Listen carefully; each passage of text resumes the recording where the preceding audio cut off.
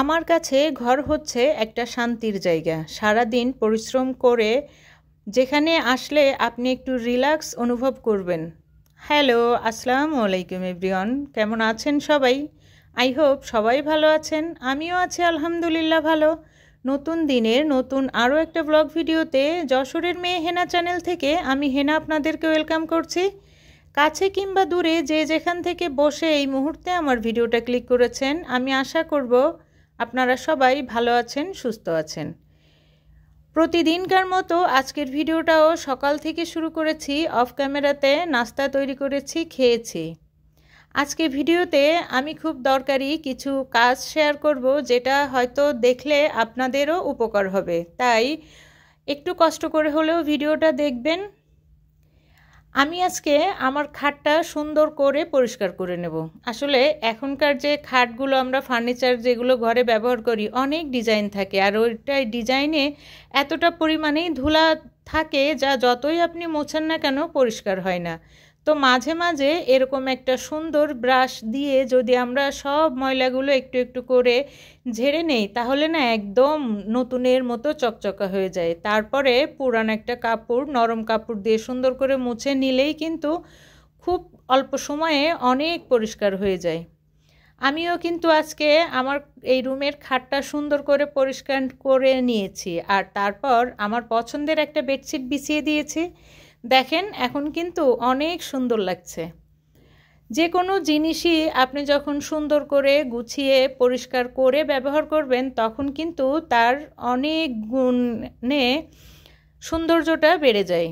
যাই হোক, আমি দেখেন একে একে আজকে আসলে রান্না বাড়া কোনো কিছুই শেয়ার করব না, প্রতিদিনই তো রান্না শেয়ার করি।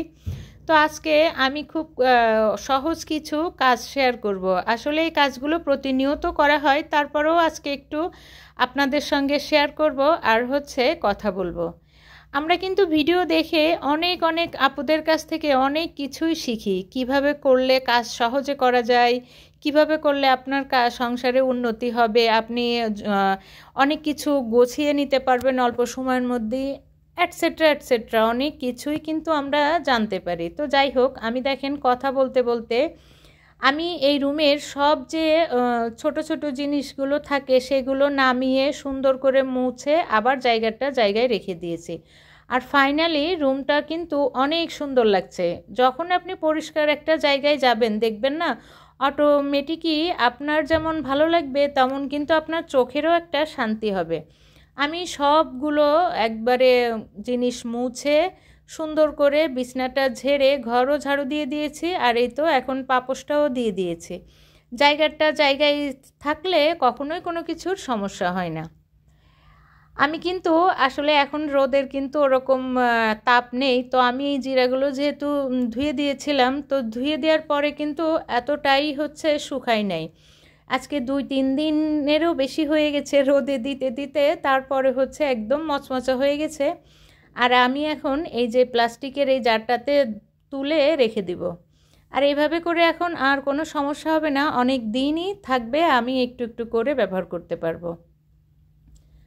আমি যেহেতু গতকাল বাইরে গিয়েছিলাম একটু কাজে, তো আসার পরে জায়গার থেকে যে জিনিসটা আমি নেই, আমি সবসময় সেই জিনিসটা সেখানেই রাখতে পছন্দ করি। তো আমার শু র্যাকের ভিতরে কিছু শু বাইরে ছিল, সেগুলো রেখে দিয়েছি, একটু করে কিন্তু আপনাদেরকেও দেখিয়ে দিয়েছি। আর এখন আমি চলে এসেছি আমার হচ্ছে ডাইনিং টেবিলটা সুন্দর করে গুছিয়ে একদম পরিষ্কার করে নেব। প্রতিদিন যে একই কথা আমরা বারবার বলি, ধুলা আমাদের সঙ্গে যে ব্যবহারগুলো করে, তো আমিও আজকে তার উপরে কিন্তু খুব বিরক্ত। আমি কিছুদিন আগে আপনাদের সঙ্গে শেয়ার করেছিলাম নতুন একটা রানার এনেছি, তো আমি কিন্তু টেবিলের উপরে যে পাতলা যে কাগজটা থাকে সেটা তুলে আজকে রানারটা আমি কিন্তু নিচে দিয়ে দিব, যাতে একটু ময়লা হলে এটাতে না পড়ে। ওই যে পাতলা কাপড়টা থাকবে সেটার উপরে পড়লে না মুছে নিলে সুন্দর হয়ে যায়। তো আমি দেখেন আমি কিন্তু সুন্দর করে, এখন দেখতেও কিন্তু খুব ভালো লাগছে। আমি প্রথমে মনে করছিলাম যে কেমন না কেমন হবে, কিন্তু না, পরবর্তীতে খুবই ভালো লেগেছে আমার কাছে দেখতে। ভিডিওর এই প্রান্তে যারা আমার সঙ্গে আছেন, প্লিজ একটা লাইক দিয়ে আমার ভিডিওটা কন্টিনিউ করবেন। আর যদি আপনি আমার চ্যানেলে নতুন হয়ে থাকেন, আপনি চাইলেই আমার চ্যানেলটা সাবস্ক্রাইব করে আমার সঙ্গে থেকে যেতে পারেন। আমার এই ছোট্ট পরিবারটাকে একটু একটু করে বড় করতে যারাই সাহায্য করছেন তাদের সবাইকে জানাই অসংখ্য ধন্যবাদ। ইতিমধ্যে এই কাজগুলো যারা করে ফেলেছেন আমি তাদেরকে অন্তর থেকে ধন্যবাদ দিচ্ছি। যাই হোক, কথা বলতে বলতে আমি কিন্তু টেবিলটা সুন্দর করে গুছিয়ে চলে এসেছি। এখন আমার ছোপাটা সুন্দর করে ঝেড়ে নিব। আর ওই যে বলি, আমি 2-1 দিন পর পরই আসলে চেষ্টা করি যে এভাবে একটু ঝেড়ে দিলে আসলে যে ধুলাগুলো উপরে থাকে সেগুলো কিন্তু চলে যায়।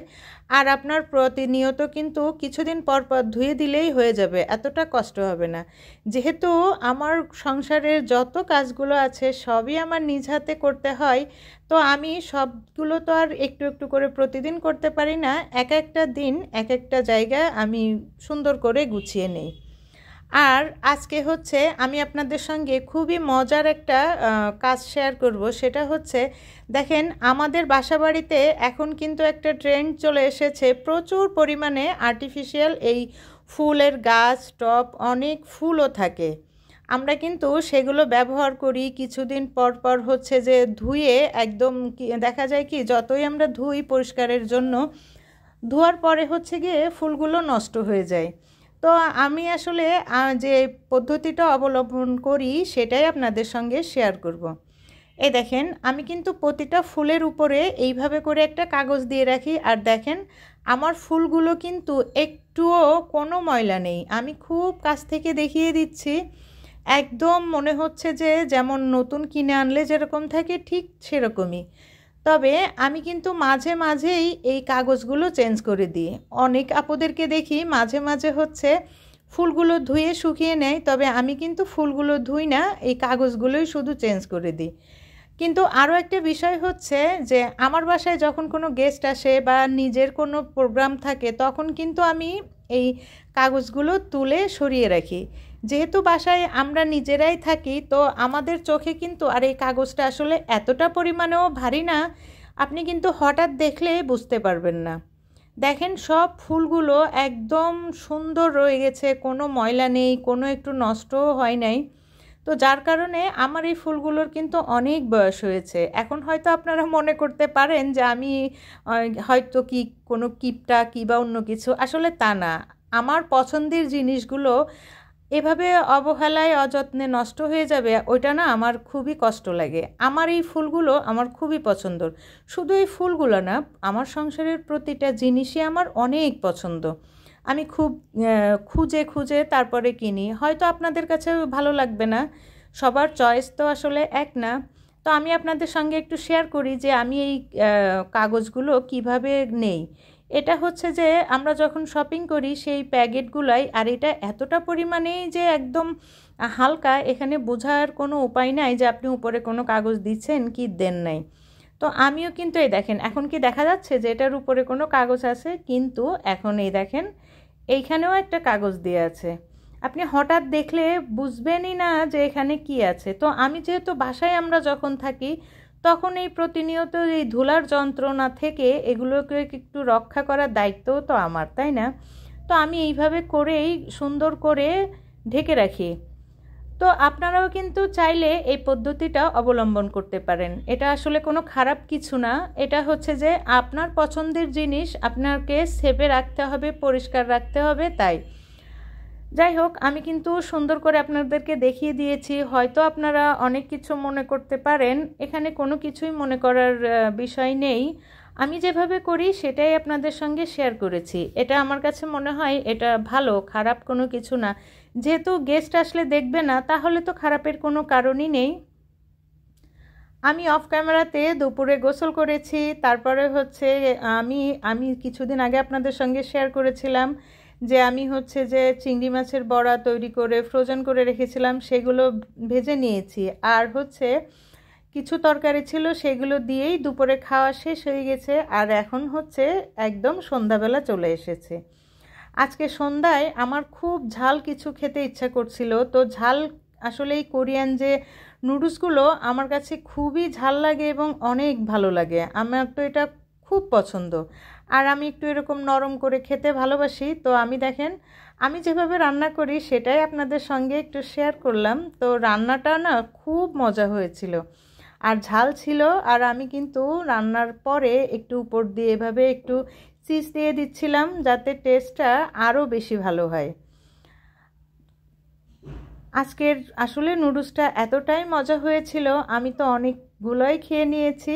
আর যাই হোক, আজকে কিন্তু ভিডিওটা হয়তো একটু বড় হয়ে গেছে, কষ্ট করে আমার ভিডিওটা দেখে নেবেন। আজকের ভিডিওটা এখানেই শেষ করছি। আল্লাহ হাফেজ।